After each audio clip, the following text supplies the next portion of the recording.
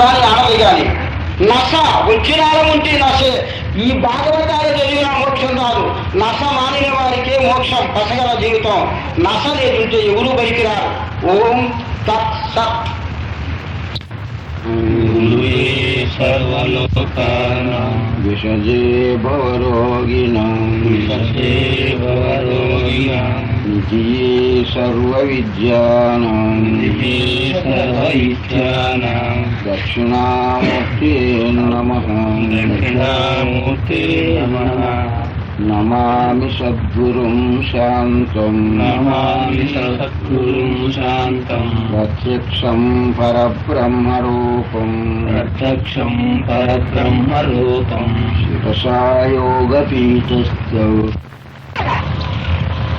ఎడియాచున్నారా? సర్వేశ్వర హరి హరి విష్ణు కృష్ణ ఋషికేశ వాసుదేవ నారాయణ నమస్తుతే.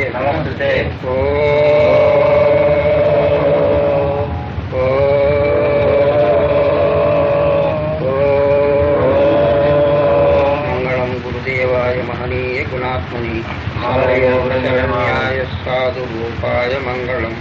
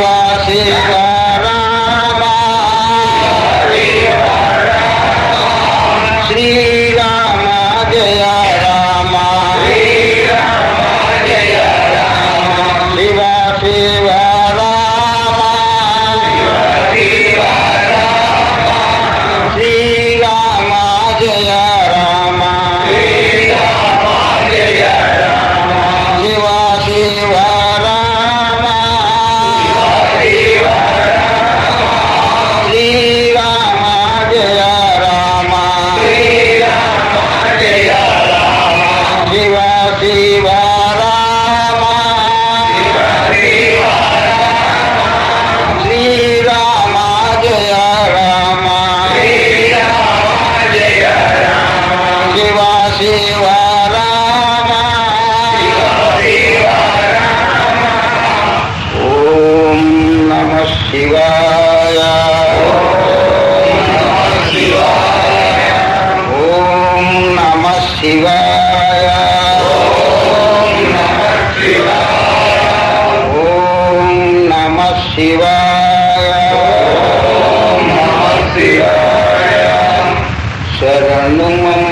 శరణు మమ్మ రేణుకాంబ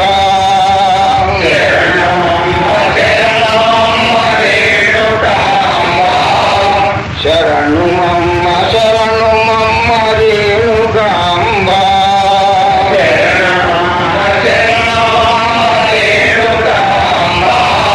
శరణు శరణు గాయత్రీ రేణుకాంబ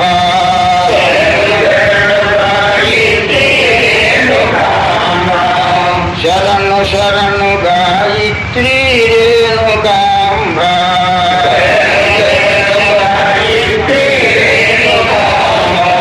శరణు మమ్మ రేణుకాంబ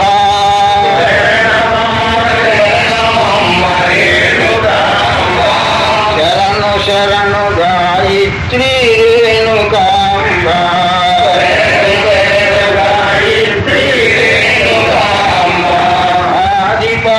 శక్తివమ్మ రేణుకాంబ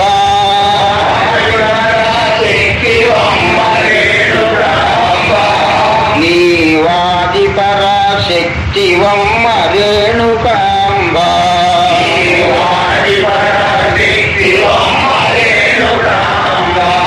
నలుపు తెలుపు ఎరుపు నీవే రేణుకాంబ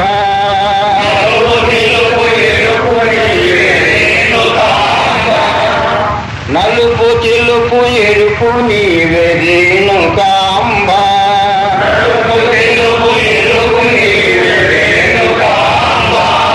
నాదు బిందు కళలు నీవే రేణుకాంబ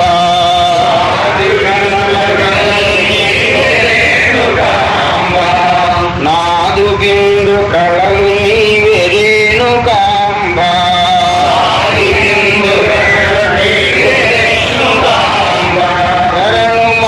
శరణు మమ్మ రేణుకాంబ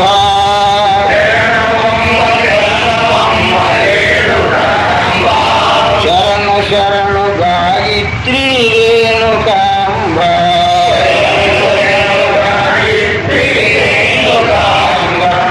ఆది పరాశక్తివమ్మ రేణుకాంబ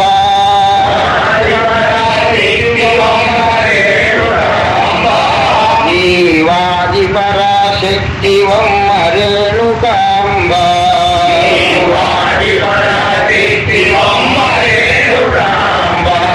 ఇహము పరము పరంధామ నీవే తల్లి రేణుకాంబ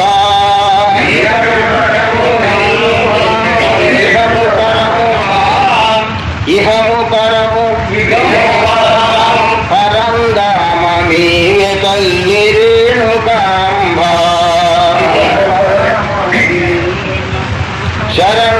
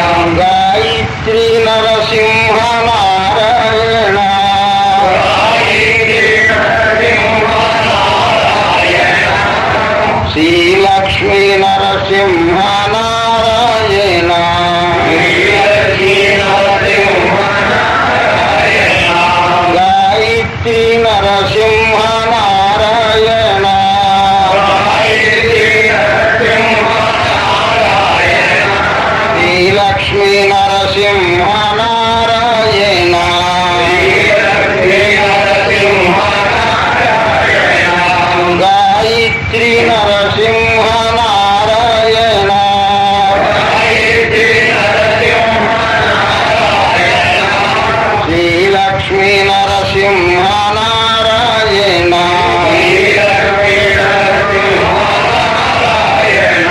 గాయత్రి నరసింహ నారాయణ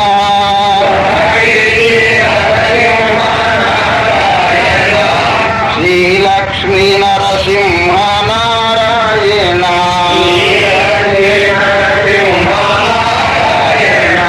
గాయత్రి నరసింహ నారాయణ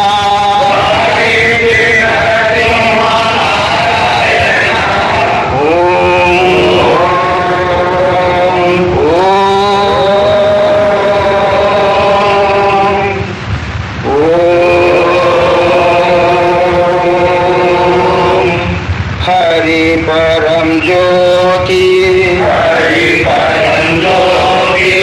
శివ పరం జ్యోతి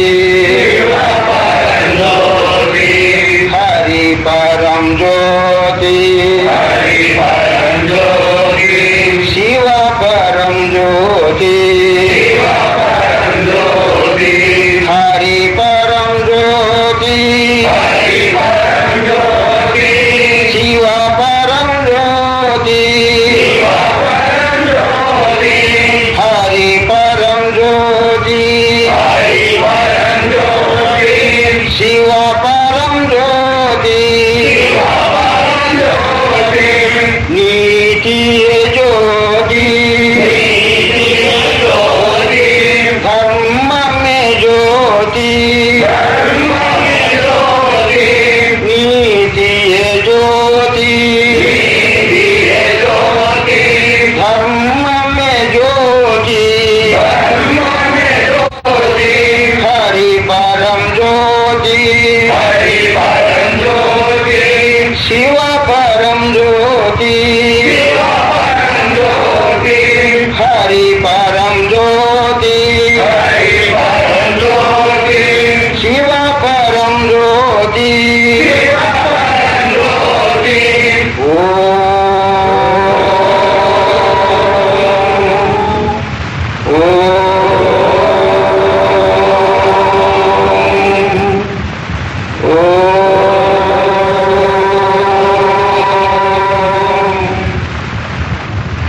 నిమిషాలు ముచ్చటించుకుంటాం. దూరముగా ఉండి శ్రవణం చేసే యోగ్యత ఉండినా పని చేస్తూనైనా వినవచ్చు. లేదు ఆశ ఉత్సాహం ఉంటే గుడి దగ్గరకైనా వచ్చి శ్రవణం చేయవచ్చు.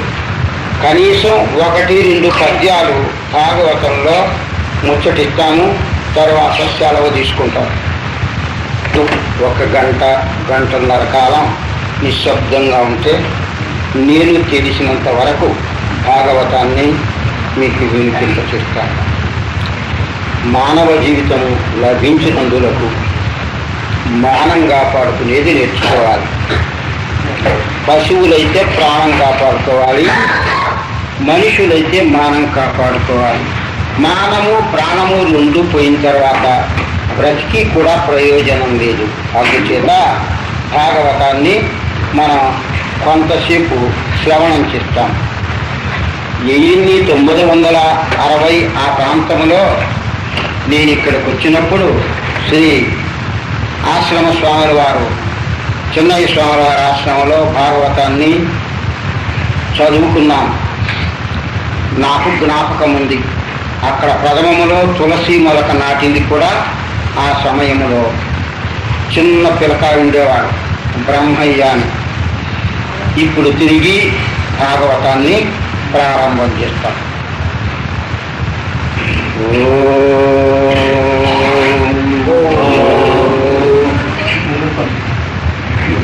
వినుడి భాగవత చరితము కనుడి భగవన్నామ మహిమము. వినుడి భాగవత చరితము కనుడి భగవన్నామ మహిమము. సంసారులకు సన్యాసులకు సంసారులకు సన్యాసులకు హంసాచారము తెలిపిన చరితము హంసాచారము తెలిపిన చరితము వినుడి భాగవత చరితము కనుడి భగవన్నామ మహిమము మతమేదైనను మరణము ఒకటే మతమేదైనను మరణము ఒకటే మతభేదముతో హతమైపోదు మతభేదముతో హతమైపోదు వినుడి భాగవత చరితము కనుడి భగవన్నామ మహిమము తల్లిదండ్రులే తొలి దైవంబను తల్లిదండ్రులే తొలి దైవంబను తత్వము తెలిపిన త్వంపద చరితము తత్వము తెలిపిన త్వంపద చరితము వినుడి భాగవత చరితము కనుడి భగవన్నామ మహిమము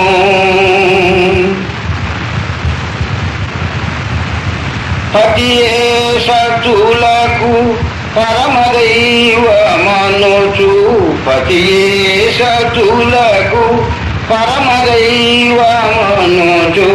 ఖగపతి తెలిపిన హితమతి చరితము పతియే సతులకు పరమదైవమనుచు ఖగపతి తెలిపిన హితమతి చరితము వినుడి భాగవత చరితము కనుడి భగవన్నామ మహిమము ఇనుడి భాగవత చరితము పంచమ కుల మానవాదముల శిక్షించి సుజనాలి పాలికి సద్ధర్మములను బోధించు సత్యము వినుడి భాగవత చరితము పంచమ కుల మానవాదముల శిక్షించి సుజనాలి పాలికి సద్ధర్మములను బోధించు సత్యములు వినుడి భాగవత చరితము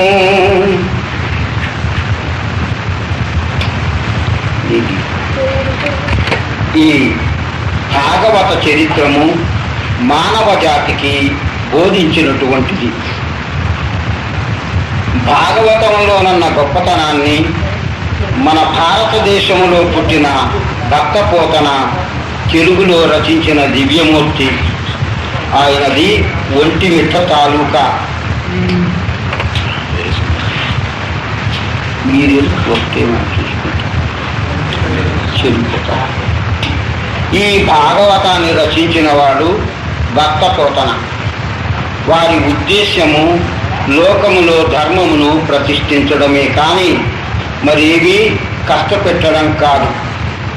భాగవతం అనేది మనం చక్కగా అలవర్చుకున్నట్లయితే మన భారతదేశం యొక్క సంస్కృతి వెలుపలికి వస్తుంది. అన్ని దేశాలకు భాష ఉంది, భారతదేశానికి భాషే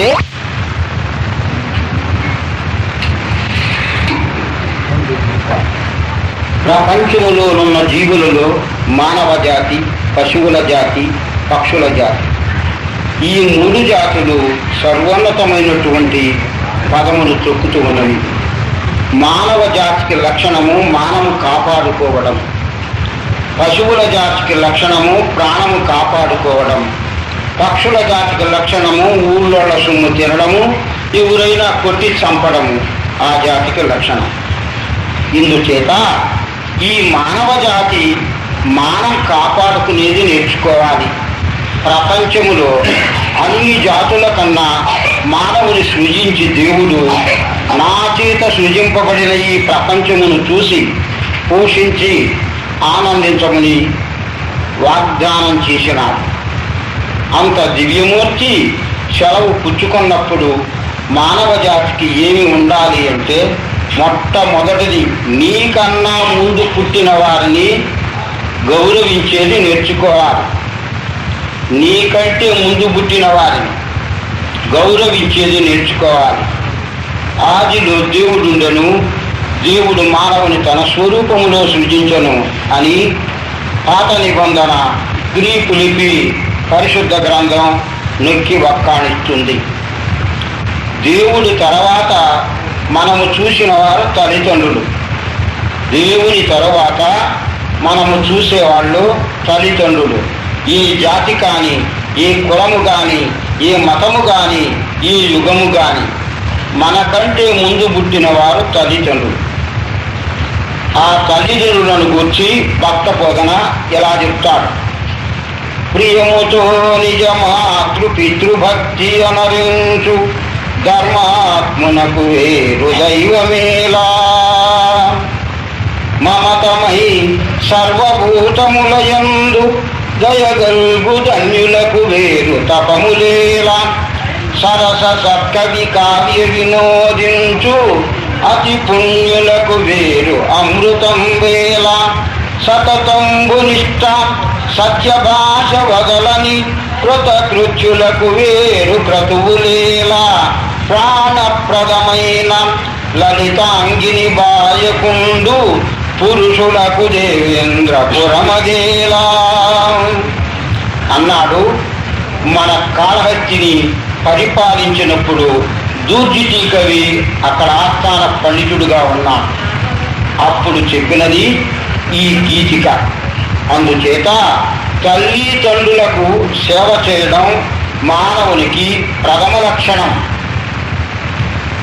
తల్లి తండ్రి కుష్ఠరోగులు కానీ, పాపాత్ములు కానీ, నీచ జాతిలో పుట్టిన మనుషులు కానీ, పురుగులు కానీ తల్లిదండ్రికి సేవ చేయని వానికి ఇహలోకంలో కానీ, పరలోకంలో కానీ, ఏ లోకములోనైనా స్థానమే ఉండదు.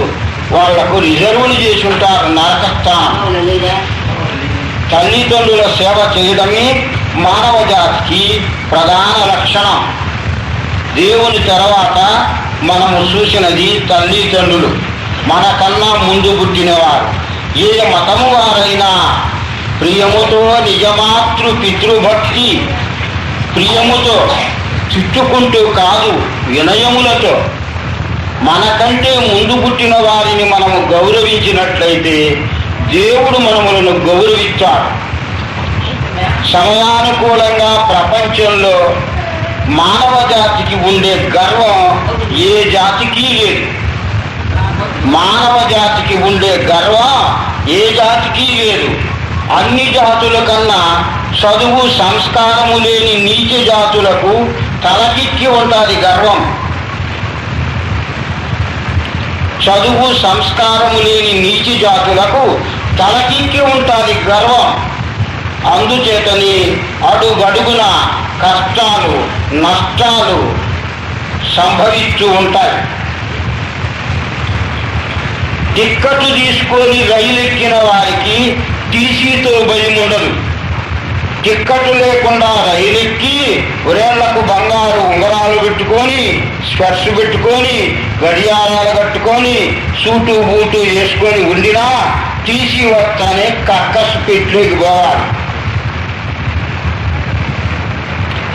టిక్కట్ తీసుకొని రైలు ఎక్కితే టీసీ నీ దగ్గరకు వచ్చి సంతకం చేసి నీకు నమస్కారం చేసి పోతాడు.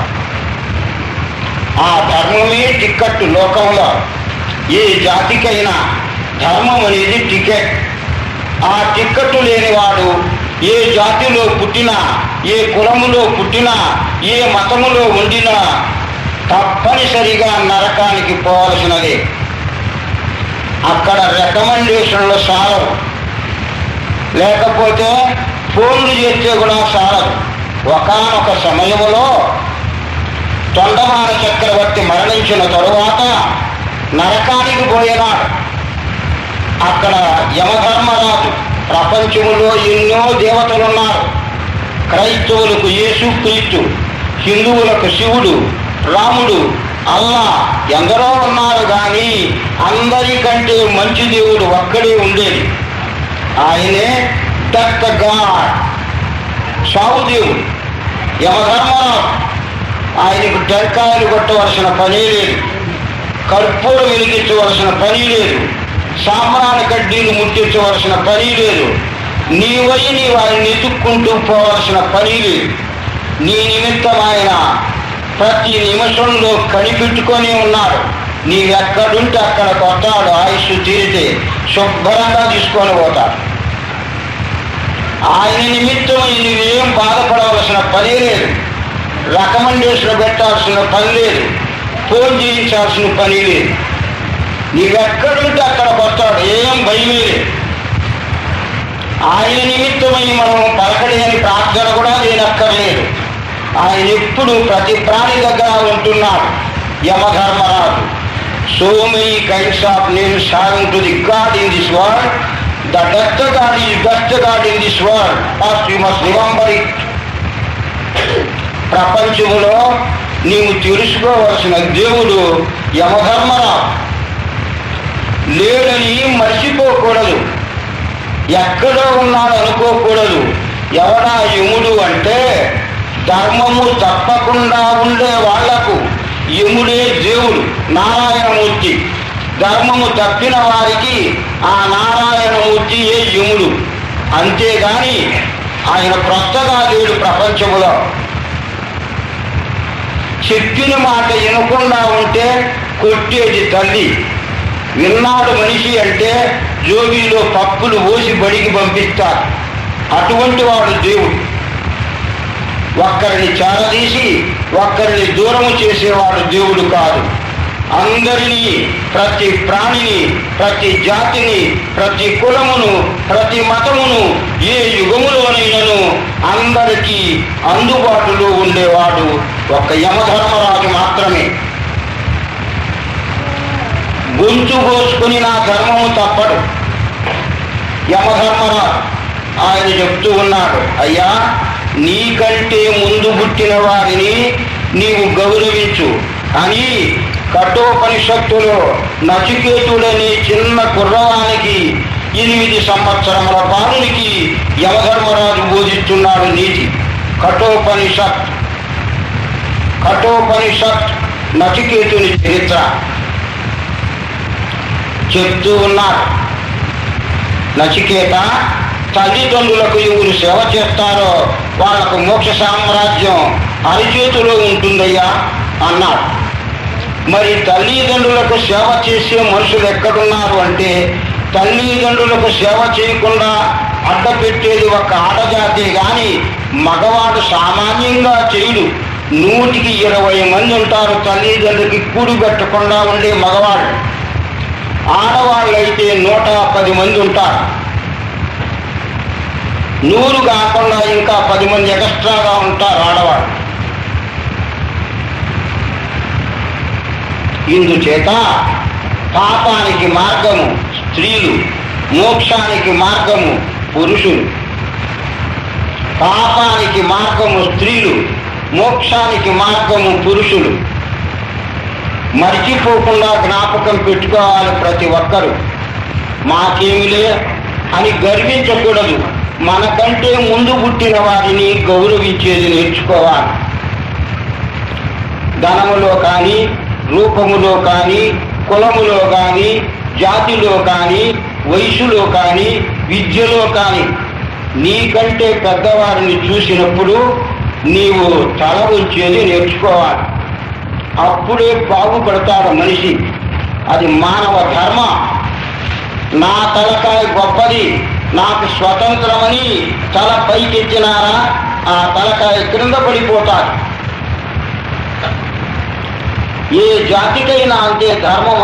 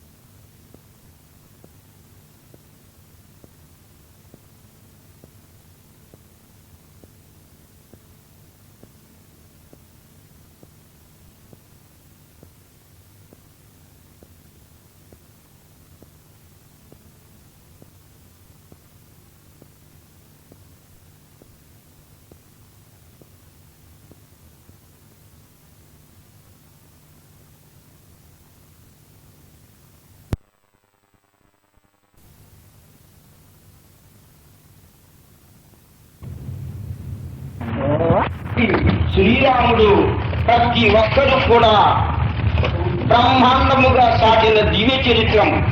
భాగవతంలో ఒక్క పద్యము చాలు.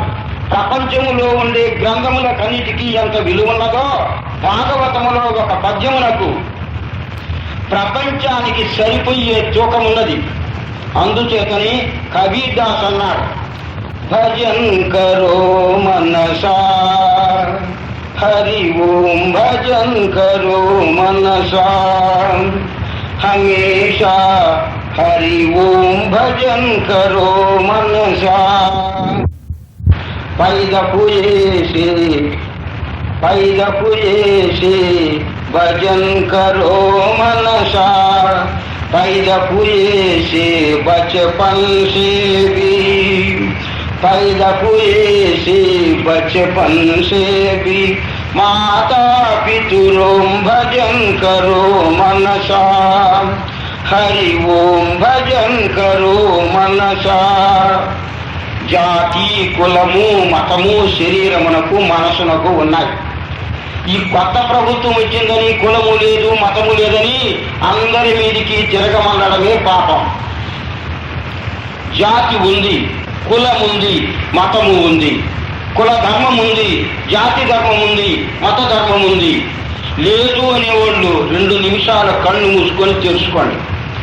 మీకు బుద్ధి ఉంటే కుక్కలకు కోడినిమిది డాగనిమిది అని పందాలకు పోయేటప్పుడు కోళ్లకు కులం ఇచ్చి పెట్టున్నారు. మీరు మీకెందుకు లేకుండా పోతారు. మేకలకు చెప్తున్నారు ఓ పొట్టేది మంచి పొట్టేది, మీకెందుకు లేదు. ఆవులకు చెప్తున్నారు జెర్సీ ఆవులని మంచి ఆవులని, మీకెందుకు లేదు. ఎనుములకు చెప్తున్నారు మంచి ఎనుములు సొక్కెనుములని, మీకు సిగ్గు లేదా కులం లేదని చెప్పుకోను. కులం ఉంది, జాతి ఉంది, మతము ఉంది, దాని ధర్మం ఉంది. జాతి మతము కులము లేదని ఒకరిని ఒకరు భుజాలు తుడుచుకోవడం గొప్పతనం కాదు. దీర్ఘంగా యోచన చేసేది నేర్చుకోవాలి. నీవు నిజమైన మానవుడు అయితే మానవం కాపాడుకోవాలి. ఒక్క చిన్న కథ చెప్తాను.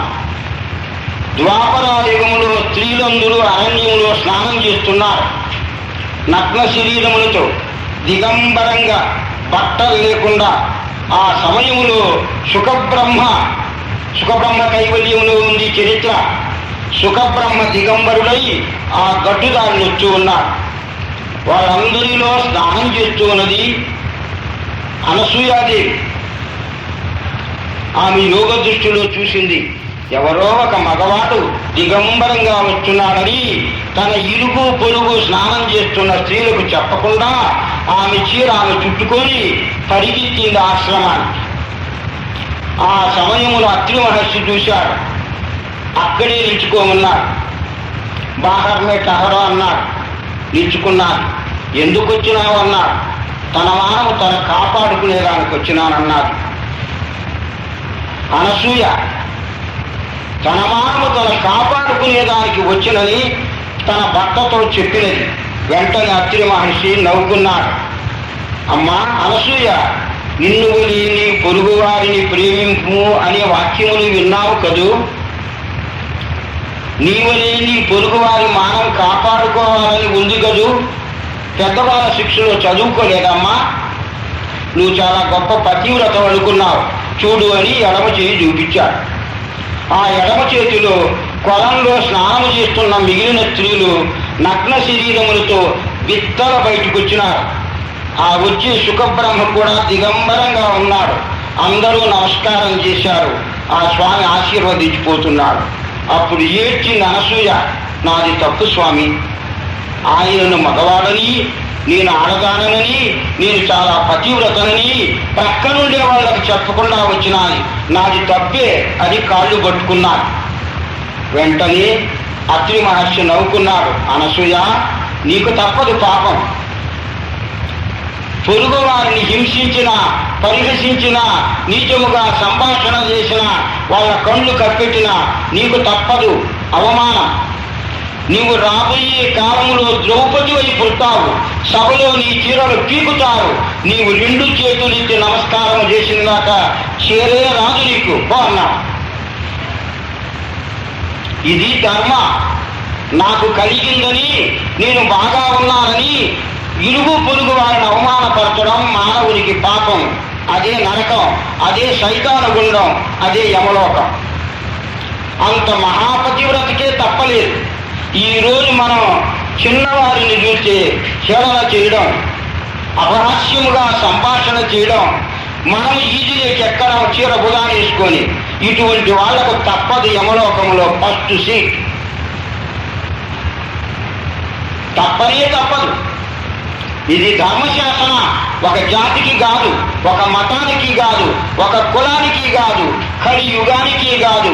కృతయుగం కానీ, త్రేతాయుగం కానీ, ద్వాపరాయుగం కానీ, కలియుగం వచ్చి 5100 సంవత్సరములు. ఈ రోజుకు కలియుగం వచ్చి 5100 సంవత్సరము. మీరు 2000 సంవత్సరాలైంది అనుకుంటున్నారు. కాదు, యేసుక్రీస్తు పుట్టి 2000 సంవత్సరాలు. ఈ రోజుకు యేసుక్రీస్తు పుట్టి 2000 సంవత్సరాలు. హిజరీ పుట్టి 1427 సంవత్సరాలు. ప్రవక్త 1427 సంవత్సరాలు. కృష్ణుడు భగవద్గీతను బోధించి 5100 సంవత్సరాలు. 5100 సంవత్సరాలు పరమ ధర్మవాక్యం ఇది. ప్రపంచంలో రకరకాలైన దేవుళ్ళు ఉండొచ్చు, కానీ ధర్మం మాత్రం అందరికీ ఒక్కటే. అన్ని మతాలకు, అన్ని కులాలకు, అన్ని జాతులకు, అన్ని పదవులకు, ప్రతి ప్రాణికి ధర్మము ఒక్కటే. నా మానం కాపాడుకుంటే చాలుననుకున్నది అనసూయ. ఆమె అవమానాల పాలైనది. మనం కూడా గుర్తుపెట్టుకొని కోడాళ్లను మానహీనపరిచే అత్తగారు, అత్తగారి మానము ఈదులేకొచ్చి ఎగిరి కోడళ్ళు గుర్తుపెట్టుకోవాలి. చావు ఎవరికీ తప్పదు. ఎంత యుగాలు బ్రతికినా చావు తప్పదు. చచ్చిన తరువాత శిక్ష తప్పదు. ఏదైనా తప్పిపోతుంది, కానీ ధర్మము తప్పదు. మీరు అనుకుంటున్నారు ఇప్పుడే కొత్తగా కనిపెట్టినారు, ఇంగ్లీష్లో చెప్తుంటారు దాన్ని. నాకు సామాన్యంగా రాదు, మర్చిపోతా ఉంటా నేను. ఇప్పుడు ఎలక్ట్రానికల్ ఉపయోగపెడుతున్నారే, ప్రింట్ చేసేదాన్ని. నాకు సామాన్యంగా కొన్ని పదాలు సమయానికి గుర్తుకు రావు. అది మనకు తలలో చిన్న మెదుడు దగ్గర ఉంది, రెటీనా. కంప్యూటర్ అంటారు దాన్ని. చిన్న మెదుడుకు పెద్ద మెదుడుకు మధ్యలో ఉంటుంది కంప్యూటర్. దేవుడు ముందే పెట్టాడు మీకందరికీ, నాకు మాత్రం అదే. మీరు ఎక్కడ పడి చస్తారేమోనని ఎప్పుడు వినిన దానిని, ఎప్పుడో చూసిన దానిని తనదీరుకుంటే మళ్ళీ జ్ఞాపకానికి వస్తుంది. So it is called computer. ఎవ్వరు పడి ఆవింటూ ముచ్చిని గుంత, దాన్ని ముచ్చిని గుంత అంటారు. అక్కడ ఉంటుంది కంప్యూటర్. మర్చిపోకుండా జ్ఞాపకం పెట్టుకోండి. రెటీనా అంటారు దాన్ని. రెటీనా అంటే రిటర్న్, అంటే చూసిన దానిని మళ్ళీ చూపిస్తారు. రిటర్న్ అంత గొప్పది మీ ముచ్చిని గుంతలో ఉంది. పెద్ద యంత్రం, బ్రహ్మాండమైన యంత్రం. వైద్యా అని అనుకోవచ్చు మీరు. ప్రతి ఒక్క ప్రాణికి చెవు దగ్గర లోపల ఒక చిన్న ఎముక గిన్నె ఉంటుంది. ఆ గిన్నెలో 2 నీళ్లు ఉంటాయి. ఆ నీళ్లలో ఎముకలతో తయారైన సన్నని గొలుసు ఉంటుంది. శబ్దము ఇంటూనే నీళ్లు కదులుతాయి. కదులుతూ ఎముకల గొలుసు కదులుతుంది. అది కదులుతూనే రెటీనాకు ఫోన్ చేస్తారు. సైన్స్ ఇది. మనం అనుకోవచ్చు ఎవరో ఇప్పుడు కనిపెడుతున్నారని. ఇప్పుడు కాదు, ముందే నీకు దేవుడు ముచ్చిన గొంతులో పెట్టున్నాడు. అది మర్చిపోకుండా జ్ఞాపకం పెట్టుకోండి. మానవ జాతి అయి పుట్టిన తరువాత తల్లిదండ్రుల సేవ చేసేది నేర్చుకోవాలి. చదువుకున్నా చదువు రాకపోయినా తల్లిదండ్రుల సేవయే ప్రపంచంలో అత్యున్నతమైనటువంటి మోక్షమును పొందుతుంది. ఎన్ని మంత్రాలు జపం చేసినా మోక్షం రాదు. ప్రపంచంలో మాంత్రికుల కంటే పెద్ద మాంత్రికుడు దుర్వాసుడు. అటువంటి మహనీయుడు అంబరీష చక్రవర్తి ఒక సంసారి మీద, ఒక రైతు మీద ప్రతిఘటించినాడు. దూర్వాసుడు నాకు మంత్రాలు వస్తాయని. అటువంటి దూర్వాసుడు 7 14 లోకాలు తిరిగినా వానికి శాంతి దొరకలేదు. మళ్ళీ పోయి ఆ రైతు కాళ్ళ మీదనే పడినాడు, రాజు కాళ్ళ మీద. ఎక్కడో మానవునికి గర్వం, అక్కడికే పోవాలి. సూర్యుడు ఏ దిక్కులో ఉద్భవించినాడో ఆ దిక్కులోనే మానవుని కిరణాలు, సూర్యుని కిరణాలు అంతమవుతాయి. మర్చిపోకుండా జ్ఞాపకం పెట్టుకోవాలి. ఏ రైతును, ఏ రాజును తిరస్కరించినాడో అంబరీషుని, ఆ దూర్వాసుడనే తపశీశ్వరుడు, మాంత్రికుడు మళ్ళీ పోయి ఆయన కాళ్ళు కొట్టుకోవాల్సి వచ్చింది. అంబరీషుడు పరిగెత్తినాడు, 7 14 లోకాలలో నాకు రక్షణ ఎక్కడా అని విష్ణుదేవుని దగ్గరకు పోయాడు. చక్రం ఆయనది కదా, ఆయనకే చెబుదామని. ఆయన అన్నాడు, అయ్యా నీరెప్పుడు కూడా వినయముతో ఉన్న వారికి దానం చేస్తానే గాని ధర్మచక్రాన్ని గర్వంతో ఉండేవాడికి ఇవ్వనన్నాడు. ఇప్పుడు నీవు పోయి ఏ రైతును తిరస్కరించినావో నేను సన్యాసిని, రైతు కంటే గొప్పవాడనని అక్కడికే పోయి వారి కాళ్ళు కొట్టుకోమన్నారు. ఇది శాశ్వతమైన ధర్మం. ఒకానొక సమయంలో ఆది శంకరాచార్యుల వారు కాశీలో స్నానం చేసి వస్తూ ఉన్నాడు వెలుపలికి. ఆ సమయంలో శంకరుడు చూశాడు. శంకరాచార్యులు పరిశీలించాలని ఒక మాదిగ వారి వేషం వేసుకున్నాడు. చర్మము పచ్చిది భుజాన వేసుకున్నాడు. 2 కుక్కలను జతలో పెట్టుకున్నాడు. 3 జతల చెప్పులు చేతపట్టుకున్నాడు. వీధిలో వచ్చి ఉన్నాడు. శంకరాచార్యుల వారు బ్రహ్మాండమైన తపశీశ్వరుడు. గాయత్రి స్మరించి బంగారు వర్షమును కురిపించిన యోగి ఆది శంకరాచార్యుల వారు. అటువంటి మహనీయుడు దారి వెంబడి వచ్చి ఉంటే ఈ మాదిగవాడు ఎదురుగా వచ్చినాడు. చూసినాడు, నవ్వుకున్నాడు శంకరాచార్యుల వారు. యోగ దృష్టి చెడిపోయింది. త్వం గచ్చతి అన్నాడు. మాదిగవాడా నువ్వు చండాలుడు, ప్రక్కగా అన్నాడు. ఆ మాదిగవాడు అంటున్నాడు, నీ యందును నా యందును విష్ణువు నిండి వెలుంగుచునుండునురా, మాయ చేత నన్ను కోపించు పరమాత్మ వంచు నిన్నిరుగుమురా అన్నాడు ఆ మాదిగవాడు. ఇంకా ఏమన్నాడు ఇంగ్లీష్లో ఆయన అంటున్నాడు, who is always thinking about the ignorance in this world, laziness, selfishness, that fellow is a sin. అయ్యా ఏ జాతిలో పుట్టినా స్వార్థము, పని చేయకుండా ఉండే స్వామరితనము ఎవరిలో ఉంటాయో వాడే నరకానికి పోతాడన్నాడు. స్వార్థము, నేనే గొప్పవాడు అనుకునేవాడు, పని చేయకుండా ఊరికే కూర్చొని బెదిరించుకునేవాడు తప్పనిసరిగా నరకానికి పోతాడని ఆయన చేసిన శాసనం. వెంటనే కళ్ళు మూసుకొని తెరిచినాడు శంకరాచార్యుడు వాడు. అక్కడ లేడు ఆ చండాలు, మాయమైపోయినాడు. ఆయన సాక్షాత్ కాశీలో ఉండే శివుడు. అందుచేత మానవునికి స్వామరితనం ఉండకూడదు, నేనే గొప్పవాడననే గర్వము ఉండకూడదు. ఇవి 2 లేకపోతే స్త్రీలు పురుషులు దేవుని స్వయముగా చూడవచ్చు.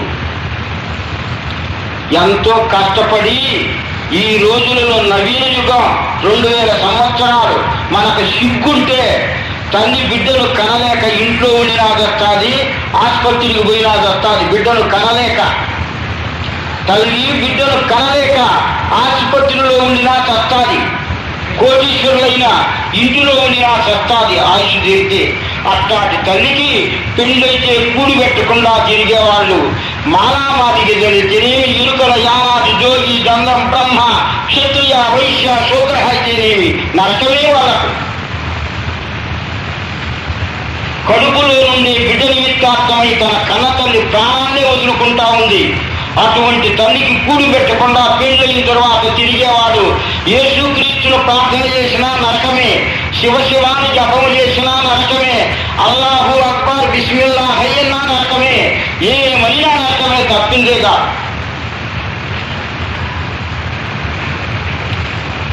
తల్లి తన బిడ్డ నిమిత్తార్థమై ప్రాణాలు కోల్పోతా ఉంది. అట్లాంటి తల్లికి కూడు పెట్టకూడదని వచ్చిన కోణాలు చెప్తుంది. ఈమెకొచ్చే నరకం ఎవరికి వస్తుందో ఈ లోకంలో. ఆమె తల్లి ఎంతో, భర్త తల్లి కూడా అంతే కదా. Mother is not a letter statue in this world, mother is having to the far your principal of to the proof. తల్లి అనేది చర్మపు బొమ్మ కాదు, నీ నిమిత్తమై ప్రాణమును వదిలిపెట్టినటువంటి మాతృమూర్తి. అటువంటి ఆమెకు భార్య మాట విని కూడు పెట్టకుండా పోతున్నారంటే ఆ భార్య ఏమవుతుందో తెలుసా? Lover, she is not a passion flower, it is the tower about far your life in this world. ఆ భార్య అనేది సుందరమైన పువ్వు అనుకుంటున్నావు, పైన పర్వతం నుంచి దొల్లిస్తాది నిన్ను, రెండు కొండల మధ్యలో శిలయేటిలో పడేటట్టు చేస్తుంది. తప్పిందే కాదు, ధర్మం ప్రధానం అని చెప్పుతుంది భాగవతం. భాగవతంలో ఉన్న గొప్పతనం ఇది.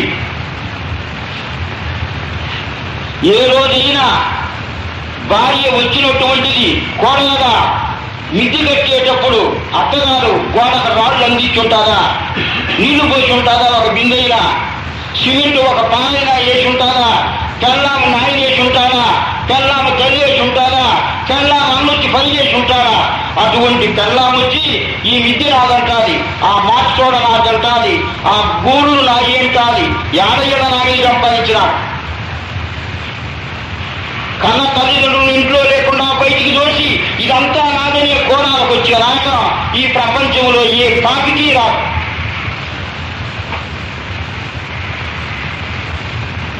మంచినీళ్ళు భాగవతములో దూర్జుటిక విరచించినటువంటి గ్రంథములో నుండి, భారత లక్ష్మీ వాచకములో నుండి చిన్నప్పుడు 1962 సంవత్సరంలో చదువుకున్న పుస్తకంలోని పద్యం.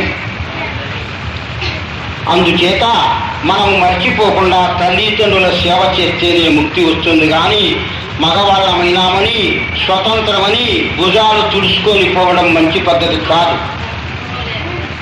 తల్లిదండ్రుల సేవ చేసేది నేర్చుకోవాలి, అప్పుడే మనం బాగుపడతాం. తర్వాత 2వ చరణానికి పోతాం. మమతమై సర్వభూతములయందు జయగల్గు ధన్యులకు వేరు తపములేలా. తపస్సు చేయాల్సిన పని ఉండాలి. తపస్సు చేసే పనికి మనం పుట్టలేదే, దేవుని సేవ చేసేదానికి పుట్టినాం. మమతమై సర్వభూతములయందు, అందరి మీద ఒకే విశ్వాసం ఉంటే మానవుడు దేవుణ్ణి మనము చూసినట్లే చూసుకోవచ్చు. లేదు, మా అత్త మామను నేను పూలల్లో పెట్టి సాపుతానంటాడు ఒక ఆయన. ఈయన కన్న తల్లిదండ్రికి కూడి పెట్టడు, అత్త మామలకు పెడతాడంటే ఈ ఉన్నముతాడు. ప్రపంచంలో మనము తెలుసుకోవలసినది ఒక్కటే, తల్లి గొప్పతనం. తల్లి గొప్పతనం మమతమై సర్వభూతములయందు. ఒక యోగి చెప్తాడు, నేను వార్షికోత్సవం ఇప్పుడు 1000 మందికి అన్నం పెడతానన్నాడు. ఇంకొక ఆయన పదవిలో ఉండి చీఫ్ మినిస్టర్ అని 10,000 మందికి అన్నం పెడతాడు. కళ్ళ తల్లిదండ్రికి మాత్రం గడిచిపోయాడు, ఒక్కాడు తీసుకునేదానికి ₹1 కూడా ఇయ్యడు. నేను పెద్ద మినిస్టర్ అంటాడు. ఈయనకొచ్చే నరక the first interview about the Yamadharmalokam. ఆ వెంకటేశ్వరుడు నాకు మేనమామండి, నేనేం తప్పు చేయలేదు అన్నాడు తొండమాన చక్రవర్తి. యమలోకం లేకపోయిన తరువాత మరణించినప్పుడు చిత్రగుప్తుడు అన్నాడు, స్వామీజీ యమధర్మరాజా, ఈ తొండమాన చక్రవర్తి కరెక్ట్గా 12 గంటలప్పుడు రచి చేసినాడు భార్యతోనన్నాడు. ఇన్ని భూలోకంలో తొండగా పుట్టి చేయదన్నాడు. ఇప్పుడు మనం ఎన్ని తూళ్ళు చేసి ఉంటామో ఇన్ని తూళ్ళు తొండలుగా పుట్టాలో నాకేం అర్థం కావడం లేదు. ఎన్ని పుస్తకాలు తెలియజేసినా గుర్తుకు రావడం లేదు. ఆయన ఒక్కరోజు మధ్యాహ్నం ధర్మము తప్పినందులకు తొండగా పుట్టినాడు. అందుకని మన చిత్తూరు జిల్లాలో తొండవాడ అనే గ్రామం ఉంది. అక్కడిని తొండవాడ చక్రవర్తి రాజ్యమేడి పద్మావతిని కని వెంకటేశ్వరునికి ఇచ్చి పెళ్లి చేసినాడు. ఆయన అన్నాడు, ఏమయ్యా నన్ను తొండగా పుట్టి ఉంటున్నాడు ధర్మరాజా, నేను వెంకటేశ్వరుడికి మేనమామయ్యా, నా కుమార్తెని ఇచ్చినాను ఆయనకు అన్నాడు. యమధర్మరాజు అన్నాడు, చాలా బాగుంది, no here recommendation, first you must go Yamalokam అన్నాడు. అయ్యా ఇక్కడ నీ మేనల్లుడి రికమెండేషన్ ఏమి సాగదు. వెంకటేశ్వరుడు నీకు మామ కావచ్చు, నువ్వు వెంకటేశ్వరుడికి మేమల మామ కావచ్చు, నీకు మాత్రం నరకంలో రిజర్వేషన్ బా అన్నాడు. వెంకటేశ్వరుడికి పేరు చెప్తేనే అక్కడ చలన. ఇప్పుడు మన మామగారి పేరు చెప్తే ఎంత యమధర్మరాజు చేసిన సాగు కిందికి చూసుకునేవాడు, పై జగ చూసుకునేవాడు. ఇంక తుడుచుకోవాల్సిందే. ఏమి చేస్తే పోతాది అంటే, ఎంత పాపము చేసినా తల్లి కాళ్ళు కడిగి ఆ 2 గొట్టల వేళ్ల మీద తలకాయ మోపితే పోతాది పాపం. అంతేగాని అంత సులభంగా పోదు. యేసుక్రీస్తు ఒక టీచర్, రామకృష్ణ పరమహంస ఒక టీచర్, కృష్ణుడు ఒక టీచర్, కాదర్వలి ఒక టీచర్, నాగోలు మీరా సాబ్ ఒక టీచర్. వీళ్ళందరూ టీచ్ చేసిపోయినారు ఈ ఉపన్యాసాలు. మనం మర్చిపోతున్నాం. మన నిమిత్తమై వైకుంఠము తెరిచిపెట్టదు అనుకుంటున్నారు మన వాళ్ళు. పండగ నెలలో కానీ సత్యం మనం వైకుంఠ వాటిని తెలిసేసి ఉంటారు, నేరుగా పోవచ్చు అనుకుంటున్నారు. అది ఒక్కది. పండగ నెలలో తెచ్చే నరకమే కానీ మోక్షము రాదు. నరకమే. మీరు అంటున్నారు కదా ఇది శూన్యమాసం అమ్మా, పండగ నెలలో ఎక్కడికి పోవాలి. మీ మాటలే చెప్తూ ఉన్నాయి నరకము మోక్షం. ఇందుచేత పండగ నెలలో తెచ్చినా నరకమే. ఆ వాక్యం ఏమి తెరిచిపెట్టరు. అమావాస్య రోజు చచ్చినా అంతే, ఏ మతములో ఉండి చచ్చినా ఇంతే. నరకం ఎటువంటి వాళ్ళకు వస్తుందో తెలుసా? రకం అనేది చూడాలి ముందు. ఏ జాతిలోనైనా పుట్టు, ఏ కులములోనైనా పుట్టు, ఏ రకం చెప్తే మళ్ళీ నరకం లేదు. రకం నీవు ఏ రకానికి చెందిన వాడవో చెప్పు చూద్దాం. రకం రకం రెండే. నేనే గొప్పవాడని ఈవుడు అంటాడో దానికే నరకం అని పేరు. నా పెట్టేసారో రకం కానీ ముందు నరకం ఉంటారు. నాది ఈ లోకం, నాది ఈ రాజ్యం, ఈ ప్రజలంతా నామసస్తులే, నేనే అందరికంటే గొప్పవాడని ఎవరు అనుకుంటారో రకం అనే దానికి ముందు నా పెట్టేశారు. అదే నరకం వాడికి. ఇంకేమి చింతపడక్కర్లే.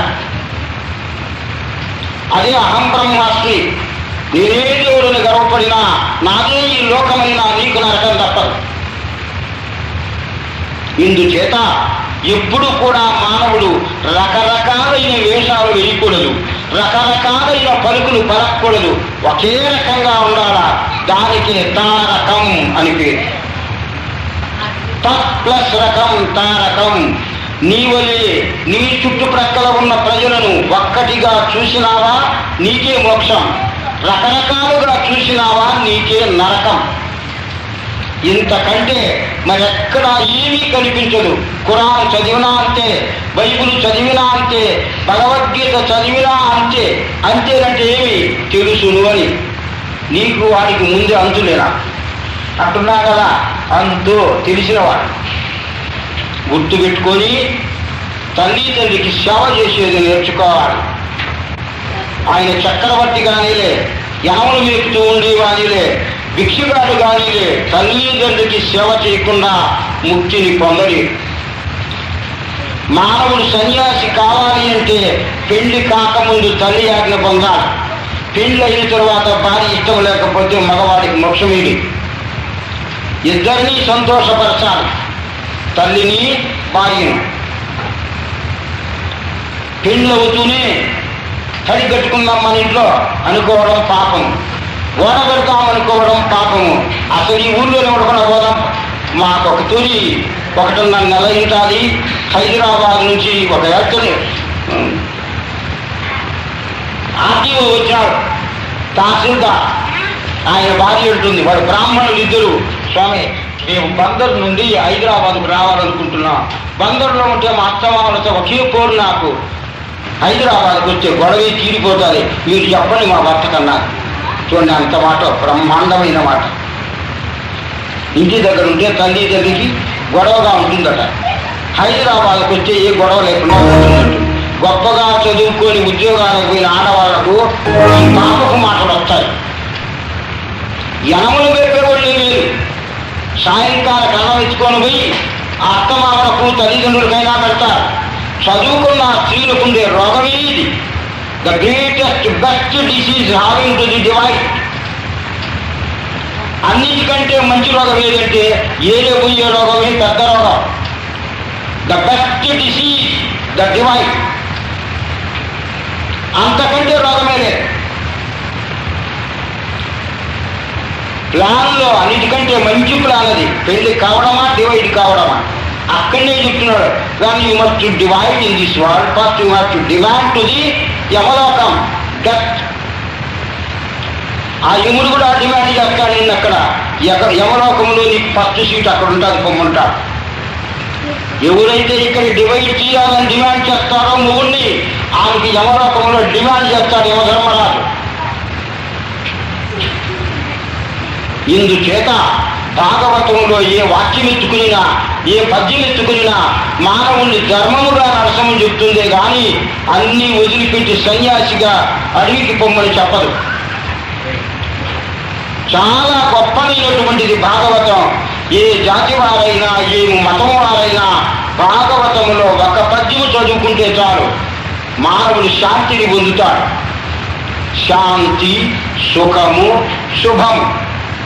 సుఖము శరీరానికి కావాలి, శాంతి మనసుకు కావాలి, శుభము ముక్కులో గాలి ఉంటేనే. ఈ మూడు గుర్తు పెట్టుకోవాలి. శరీరము, మనసు, జీవుడు. ఎప్పుడూ శరీరం పని చేయకుండా పనుకుందామని వేషం వేస్తూ ఉంటుంది. దీనికి సుఖము దొరుకుతుందని కదిలించకుండా పెడితే రోగం వస్తుంది. మనస్సేమనుకుంటుంది అందరికీ పని చెప్పి నేను హఠాత్తుగా ఉండాలనుకుంటుంది శాంతియుతంగా. మనసుకుండే చింతలు ఈ ప్రపంచంలో ఏ దానికి లేదు. మనస్సు ఎప్పుడు కూడా these triples having to the too much troubles in this world. వాడే చెప్తూ ఉన్నాడు దేవుడు. అన్నిటికంటే పాపం మనసుకే. మనసే స్త్రీ స్వరూపం. మనసుకే దుఃఖం, ఆడవాళ్ళకే దుఃఖం. పక్కించారు కొత్త చీర తెచ్చి కట్టుకుంటే ఈ కప్పుడే కళ్ళ నీళ్ళు కారిపోతూ ఉంటాయి. కొత్త రకం ముక్కు పొడుగు చేయించుకుని అనుకో ఇంకా అప్పుడు కూలే ఉన్నది మొగుడికి. సత్య మగవాడు ఇంకా పని చేయడు, ఇంత ద్రోహం చేయడు. కాబట్టి మగవాళ్ళకు నరకమే లేదు. నేను కావాల్సి ఉంటే మీకు మర్యాదల ఫారంలో విట్నెస్ చేసినట్టు చేస్తా. విట్నెస్ ఆడవాళ్ళకి లేకున్నా దుఃఖమే, ఉండినా దుఃఖమే, పక్కన వాళ్ళని చూసినా దుఃఖమే, వాడు సచ్చినా దుఃఖమే, వీళ్ళు బ్రతికినా దుఃఖం. వాళ్ళే ఏడాది ఆడవాళ్ళు వాళ్ళు ఏడుస్తారు. ముందు పక్కన ఉన్న వాళ్ళందరినీ ఏడిపిస్తారు. బస్సు ఎక్కేటప్పుడు ఒక ఆయన తోస్తా దూరికి ఒక ఆయన అని అంటారు, ఓయా ఈ చూడ నా మీద పడుతున్నా అంటారు. ఇంక పానికి ఒక దెబ్బేస్తారు ఆయన మీద. అమ్మాయికి తనదు తప్ప. మగవాడికి పని చేస్తాడా? చేయడు. అందుచేత స్త్రీలకు వాళ్ళ మాటలు వింటే ఎవరికైనా నరకమే. వినకుండా ఉండేది నేర్చుకోవాలి. ఆడవాళ్ళంటే మిమ్మల్ని కాదమ్మా, అందరిలో ఉండే మనసే ఆడదు. మనసు ఎట్ట చెప్తే అట్ట పోయిన వాళ్ళకి అందరికీ నరకమే. మనసును తన స్వాధీనంలో చేసుకోవాలి. మనసు కోతి కంటే నీచమైనది. ఆ కోతి లాంటిది మీ మనస్సు.